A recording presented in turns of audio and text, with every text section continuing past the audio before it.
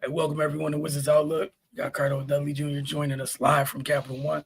Raymond Lyons, I'm Wilson Tarpe Jr. And, the Washington Wizards. The Boston Celtics came here. I talked to you guys about some areas that, some very important parts of this game in which Washington couldn't lose if they wished to come out on top. And one of the biggest sticking points, like I couldn't even put words together in pregame talking about the turnovers because it's something we've been talking about. We just talked about twice this week. I think they almost match exactly the amount of points they conceded of turnovers on Tuesday tonight. Like it was almost identical. But Cardell, you were in the building, so your thoughts on what happened here? Obviously, we saw their normal thing with the magic number of quarters or what have you. But floor is yours, sir. I really don't know where to begin. Um, Derek White, let's just start there. Unstoppable. They did nothing to slow him down, to make life tough for him. They did nothing to make him just feel any type of pressure to make him have to adjust his game. And that's the reason why he finished with a near triple double, 30 points, 9 assists, 7 rebounds, 12 of 21 from the field, 5 of 12 from deep. It was a clinic. They kept losing them. It didn't matter if it was screen roll actions, transition, running the floor. You think after a couple threes, you would key in on him, understanding that obviously Tatum been out all year, no JB. He's the next guy up to get those shots, and he's hitting those shots early. We need to key in on him. Nothing of the sort happened. And then Peyton Pritchard joined the fray. He was right there with him, almost with a triple double. He finished with 20 points, 8 assists, 6 rebounds. He was knocking on the door of that. Namath Quater, he the one that really got the game going. Looked like he was so wide open in the paint. He opened the game because he was so rolling to the basket, and the Wizards just weren't around him. They just kept getting held up, and he was the one scoring. I think he had like 8 of their first 13 points, just being wide open in the paint. And once that happened, again, when you have a bad defensive team, at the core of it is a lack of trust. And with that lack of trust, each game you might start off with a little trust, but once a couple breakdowns happen, like what happened losing in Equator, all that trust is immediately gone on a bad defensive team. Now, a good defensive team will get it together. A bad defensive team, it don't take much, and then that's when you saw the floodgates open. And you saw Jordan Walsh, you start getting on the, Derek White started hitting on the paint pressure, started going. Sam Hauser hitting a couple bombs. Anthony Simons coming off the bench getting in there. Like, dog, I mean, it's like your turn. Here's your turn. It's your turn. Your turn. All right, back to Derek. Your turn. Your turn. Your turn. Peyton. It was just ridiculous. But with that being said, in the first half they were only down 7. Okay, you were in the game. Second half, the Wizards were outscored 80-42. All right. I mean, what y'all want me to say with that, dog? Like, you gave up 80 points in a half, man. You, dog. Boston's bench scored 42. Now I know quite a few of it probably came in the garbage minutes, but regardless, 42. Um, 11 turnovers by Washington in the second half alone. Boston scored 16 points off of that. I know Wilson, you brought it up, so here it is for the game. They had 18 turnovers. Washington did. Boston scored 29 points off those turnovers. Fast break points. Defense, not getting back. Remember, said it don't take much. Boston destroyed them, 29-8 fast break points. And Boston lived in the paint. They could not keep. Derek White was bombing them from the outside, but Peyton Pritchard was the one getting in the paint and then kicking it out for Derek White, kicking it out for Simons, or lobbing it for Quaid or whatever like that. It was continuous. Boston guards lived in the paint. Jordan Walsh in the paint. It was ridiculous, man. Boston scored 58 points in the paint. Like, when I mean no resistance, that's what I mean, man. I don't even, like, no. It's bad, man. Like, bad, though. Like, to me, this is probably the worst loss of the season, considering with the stars being out, no Tatum, no Brown. You having your full line. I know Sarr didn't play, Bilal ain't really played a lot this year anyway. But that regardless, you got so much depth at the wing. No Kingsbury, it doesn't matter. You got so much depth at the wing, it doesn't matter. And you lose by 45 on your home court. To no disrespect to the JV freshman version of the Celtics. It's on you. It's on whoever you want to talk next, man. I don't have much to say. Right. Ray, if you have any words you'd like to add to this. Oh man, I don't have much, man. It's just, yeah, at halftime it was close, but in these type of games, like first of all, 66 points and a half, that's too much. Um, and when the game is going like that, when it's just a shootout, I have no faith because that means they're not playing defense, and their offense is going to fall off. But since they're not playing defense, the other team offense is going to continue, and that's how that thing snowballs out of control, and you lose by 45 points. So they got to play defense at some point. I'm not even going to waste any more breath talking about anything else, because if that don't change, then the their record is going to continue to be terrible, and they're just not going to be competitive at any point. They got to defend. That's just the long and short of it.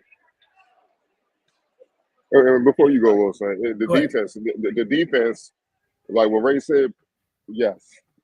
But if you go back and watch the film, anybody watching this, go back and watch the footage of how when Boston starts to swing the ball, the first two rotations, the Wizards are on point.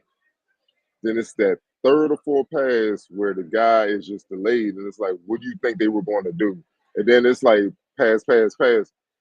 Oh, I'm supposed to get him. Then I'm, dog. What do you think is about to happen? And Derek White he's just shooting practice threes, shoot around threes. It's in rhythm, dog. You don't. Boston didn't allow you to do that. You saw what the Wizards were doing, trying to dribble through Jordan Walsh and Minot.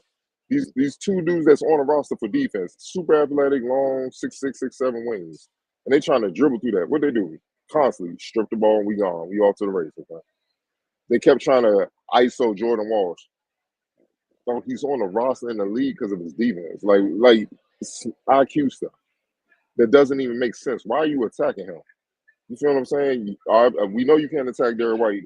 He plays defense too. Peyton Pritchard is not giving that up easy anyway. I know like guys like to say maybe he's a liability. I think that's just eye test stuff. He really doesn't get abused. He competes on that end. For me, you can't even be on the Celtics and not complete like that because Missoula won't play you. Like he's a serial killer of a coach, and I mean that in a complimentary way. Like he just don't play that. He expects you to give it your all when you out there on the court. Quater outside, obviously in there. Most of you remember him from college. I loved him in college, Utah State. He was there.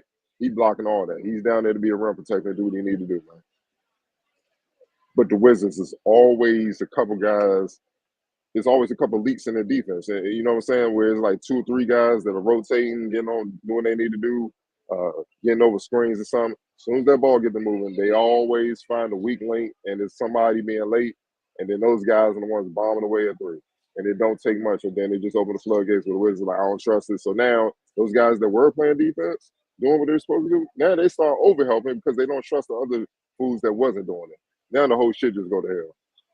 You see what I'm saying? And then you got the Wizards come back on offense trying to get it back on offense because they're not getting stops out here. And then it's just you get what you get. You get 80 to 42 in the second half, man. So why would and I'm just talking real basketball. Why would we have faith that they're going to correct this? You know what we always say every year. Early December. By mid-December, you are what you are, unless a hell of a trade comes through. And in this tax apron NBA era we're in, those trades aren't coming. They're not gonna come easy unless your franchise is gonna get gutted. You see what I'm saying? So why should we feel that way? Like it can't be the coaching staff saying just come and don't be late on rotations. You got a bunch of 3-point shooting guys, be late on those rotations. Hey, let the guards get in the paint and have their way and just pick their make reads and just have their way with their passing. I know the coaches are not saying that. So at some point, it becomes about the players wanting to get this done and being committed on that end. And see, this is why I have a problem when people keep pushing that all the players are so much skilled at shot making all that. I don't want to hear that shit no more, man. Like the defense is ass. It's the worst it's ever been. Like this is elementary school stuff. If they're shooting lights out, all right, man, we gonna have to move. We gonna have to rotate, and we gonna have to keep rotating until we get this stop or get this rebound. It's only 24 damn seconds. No one's asking like, damn, dog, y'all like the college shot clock is longer than that. You gotta go out longer than that. And most coaches in college want great shots, so they gonna move that ball until like the last few seconds and then get the shot. If you can guard that damn long, why can't you guard this long out here in the NBA, man? That's a 1-2, man, being on the string and having it up here and doing what you're doing your job. Just do your job. If you do your job, the other guy can do their job. And you can have a compliment. I don't want to hear that, man, because we see OKC doing it. But you know what they're trying to do to discredit it? Oh, they fouling, they holding and stuff like that. All I know is they're there. When they rotate, they there. And ain't no daylight. You catching even and you second guessing stuff. That's all I know. So yeah, it's gonna seem like they holding and fouling and aggressive because you're not used to facing real defense most of the time in the league these days. So I don't want to hear that, like, dog, like at some point it gotta be about pride, bro. And like this, come on, man. You almost gave him 150 to the JV version Boston Celtics.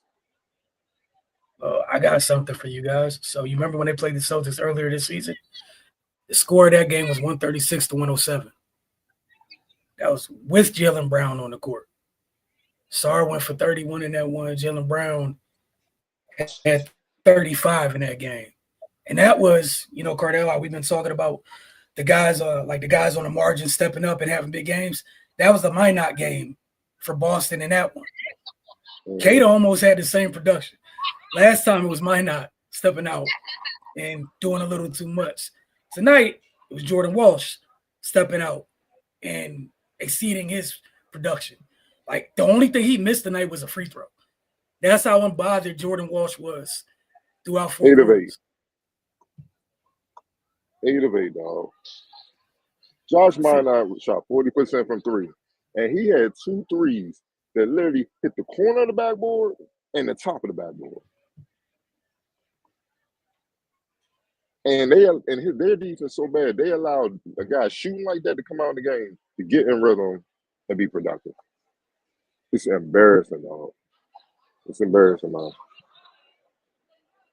Hugo Gonzalez, the rookie, 6 or 7, 14 points. 14 points, 17 minutes off the bench. 14 like all you can eat buffet, dog. That's what their defense is, man. Old Country buffet, Golden Corral, whichever buffet you like, is all you can eat, man. Sit down, get your plate, enjoy. It's that bad, man.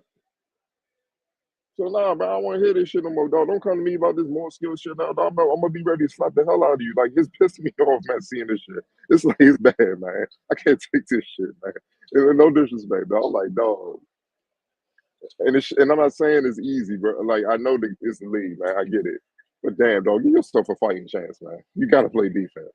If the guys are that much more skilled in shot making, then clearly we gotta step it up defensively, or it's gonna be the norm. 80 points and a half. That was 3/4 of a game at one point. That was a full game at one point. 80 and a half. But they weren't that skilled back in the day, so that's what they're saying. There you go. That's what they say. So that don't count. Well, bring some of that back when you could. At least you wanted to stop somebody, because this is crazy. Like, there's no intent. That is, dude, they score more while missing their big gun. It's not okay. In your building, it's not okay. Like, literally, you came in. We know what the Celtics like to do. For the last, 3-4 years under Mazzulla, they put up the 3 balls at an alarming rate. They put those things up. Everybody on that court puts them up. That's twice this season. Boston came in with offense kind of middle of the pack, struggling a little bit, and got right in here because there's no resistance. Player of the game for you guys. Mr. White. X Factor. Jordan Walsh.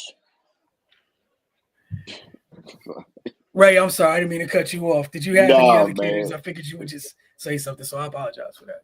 Nah, you good, man. It's yeah, if the best player is out, you cannot allow someone to then become the best player. Like that, like do something. Like you can't. Derek White, man, 12 of 21, 5 of 12 from 3, 9 assists, 7 rebounds. Like you can't allow that. Like do something. I would rather everybody foul out. At least that means you trying to move or trying to do something. But they just out there going through the motions. Bro, in the second half, they shot shooting splits, Boston Celtics, 59, 50, 88. Only 4 turnovers. Hold on, man. Let me see what their defense rating was. Let's see. They don't even want to put it up. Okay. I see how we going. See, they know. Let me see. We got it for the quarter. Fourth quarter, Wizards defense rating 146.1. Third quarter.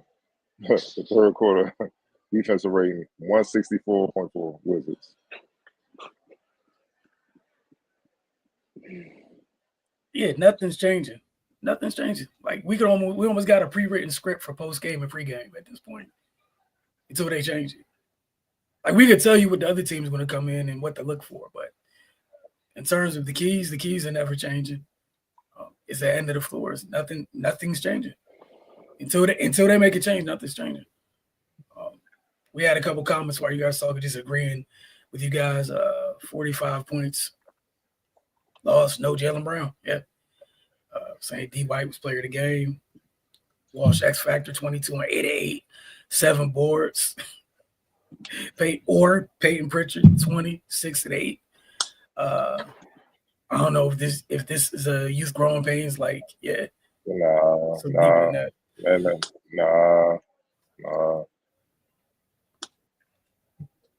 And we had a. I'm sorry, your daughter's gonna be trolling you for a while. Why you let your daughter watch? You might have social service come after you. Oh my goodness. You turn on another game, man. Oh man, and this continues. Like they wrap up their homestand. They wrap up this week of home games Saturday when they host Atlanta, and Atlanta's gonna be looking for get back because the last time Atlanta was here, Washington got a W. Yeah, they won. Yeah. So, we'll check in with you guys on Saturday evening.